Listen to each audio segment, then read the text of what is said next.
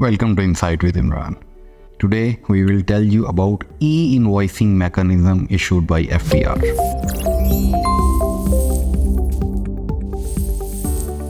FBR ने recently एक SRO के तहत इंटीमेट किया है कि अब डिजिटल इन्वॉइसेस से अगला स्टेप आ रहा है ई-इन्वॉइसिंग। ये कॉमनली फ्लोट करती है इन्फॉर्मेशन ऐसे कि लोग इसको समझते हैं ये पता नहीं कौन सी नई चीज़ आ गई जिसको समझना मुश्किल है। देखिए, ई-इन्वॉइसिंग एक ऐसा मैकेनिज्म है जो दुनिया के बहुत से मुल्कों में मेच्योर हो चुका है। इवन इंडिया में ये मैकेनिज्म पिछले 3-4 साल से चल रहा है। पाकिस्तान में ये सिस्टम अभी लॉन्च होने जा रहा है।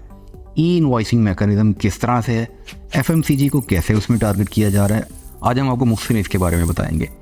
ई-इन्वॉइसिंग, देखिए ई-इन्वॉइसिंग सिस्टम ऐसे है कि बेसिकली वो आप पे रिक्वायरमेंट लगा रहे हैं कि आप जो इन्वॉइस है वो एक ऐसे सिस्टम से जनरेट करें, सॉफ्टवेयर से, जो कि FBR के साथ लिंक्ड हो। उसका सीरियल नंबर, उस पर एक बार कोड, वो सारी चीज़ें लगेंगी ताकि फेक फ्लाइंग इन्वॉइसेस का बिल्कुल ख़ात्मा किया जा सके। और आप जो रिपोर्ट कर रहे हैं इन्वॉइस, जैसे कि आप ऑलरेडी रिपोर्ट कर रहे हैं सिस्टम में, वो डायरेक्ट और रियल टाइम में हो जाए। इस सिस्टम की एक रिफाइन होने से पहले की एक फॉर्म POS है। POS में हम क्या करते थे, POS में एक सिस्टम आपका सॉफ्टवेयर लिंक हो जाता था FBR के डेटाबेस के साथ। ये भी कुछ हद तक उससे मिलता जुलता निज़ाम है। इसमें टारगेट सबसे पहले किसको किया गया है, फास्ट मूविंग कंज्यूमर गुड्स को, क्योंकि FBR का ये कहना है, और रिसेंटली जो स्टडीज़ हुई हैं, जो ऑडिट्स हुए हैं, जो चीज़ें पकड़ी भी हैं FBR ने, उसमें ये सामने आई ये चीज़ कि FMCG वो सेक्टर है जहाँ पे बहुत ज़्यादा गैप है। जो टैक्स पीछे कलेक्ट हो रहा है, वो टैक्स आगे कितना जमा हो रहा है, कितनी सेल शो की जा रही है, इस चीज़ को मैनेज करने के लिए उन्होंने ई-इन्वॉइसिंग का एक मैकेनिज्म लॉन्च किया है। इसमें आपने करना क्या है, बेसिक सिंपल सी बात, आपने एक सॉफ्टवेयर लेना है। सॉफ्टवेयर आपने FBR के ऑथोराइज्ड वेंडर से लेना है।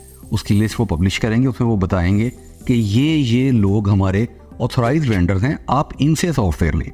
जब आप उनसे सॉफ्टवेयर लेंगे तो वो आपको सिंक कर देंगे FBR के डेटाबेस के साथ। अब आप अपनी जो सेल्स इन्वॉइस जनरेट करेंगे, जब भी आप माल बेचेंगे, उस वक्त आपकी जो सेल इन्वॉइस जनरेट होगी वो FBR के सिस्टम से लिंक्ड होगी।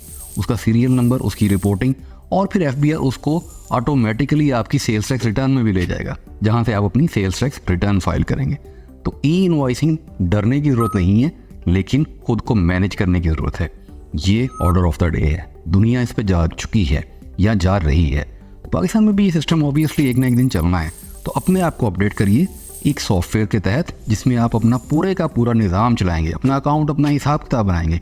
वो FBR को रिपोर्ट करना मैंडेटरी है। ऑलरेडी आप बहुत सारा कुछ रिपोर्ट कर रहे हैं।